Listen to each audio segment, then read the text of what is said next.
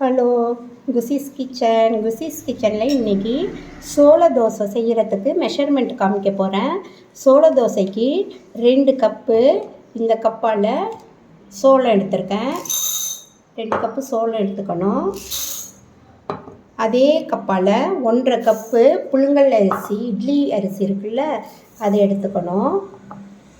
1/4 cup உளுந்தும் அதுக்கு இந்த அளவுக்கு தேவையான அளவு வெந்தயம் போட்டு அது ஒரு 8 ஹவர்ஸ் ஊறணும். சாதாரணமாக நம்ம சுடுற தோசையெல்லாம் 6 மணி நேரம் ஊறினா போதும். சோளங்கிறது ஊறுறதுக்கு நம்மளுக்கு லேட் ஆகும். அதனால் 8 ஹவர்ஸ் இதை ஊற வச்சு அரைச்சி எடுத்துக்கணும். ஊறிட்டு இப்போ இதை நான் அரைச்சி எடுத்துக்கிறேன். ஊறி இருக்குப்பா. இதை இப்போ நான் நல்லா நேவாக அரைச்சிக்கிறேன். தோசை வாக்குறது நல்லா நேவாக வந்திருக்கு. இதை நம்ம ஒரு இதில் ஊற்றி ட்ரான்ஸ்ஃபர் பண்ணிக்குவோம். அடுத்தது நான் உளுந்து அரைச்சிக்கிறேன். உளுந்து போட்டு உளுந்தையும் அரைச்சிக்கிறேன்ப்பா. தண்ணி ஊற்றியே அரைச்சிக்கலாம். ஏன்னா நம்ம தோசை தான் ஊற்ற போகிறோம். அதனால் கொஞ்சம் தண்ணியாக இருந்தால் ஒன்றும் பிரச்சனை கிடையாது. அரைச்சி வச்சுருக்கேன்.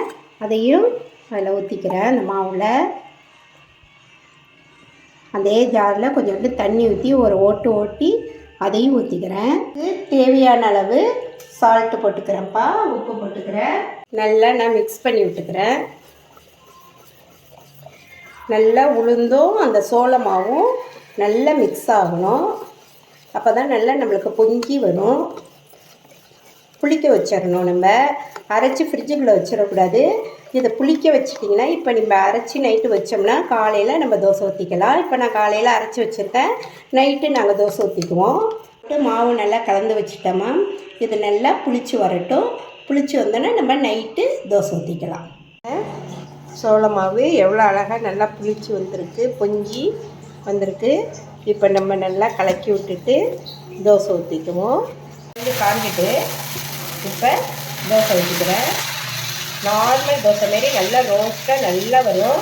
உடம்புக்கு ரொம்ப ஹெல்த்து. தினைக்கும் நம்ம மாவு தோசையே சாப்பிடாம இதுமாரி வெரைட்டிஸாக ஒவ்வொரு நாளைக்கு ஒவ்வொரு தோசை செஞ்சு சாப்பிட்லாம். பாருங்கள், நல்லா மெலிசாக நல்லா வரும். பாருங்கள், தோசை நல்லா வெந்து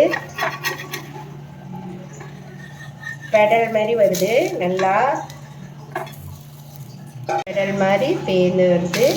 அப்படியே திருப்பி போட்டுக்கலாம். சோள தோசை ஃபைபர் நிறைஞ்சது. நம்ம எல்லாமே இது ஒவ்வொரு நாளைக்கு ஒவ்வொரு தோசை வெரைட்டிஸு இதுமாரி செஞ்சு சாப்பிட்டுக்கலாம். மொறுமொறுப்பான ஒரு சோள தோசை ரெடி ஆயிடுச்சு. அதுக்கு கோகோனட் சட்னியும் பூண்டு துவையலும் செஞ்சுருக்கேன். வாங்க சாப்பிடலாம்.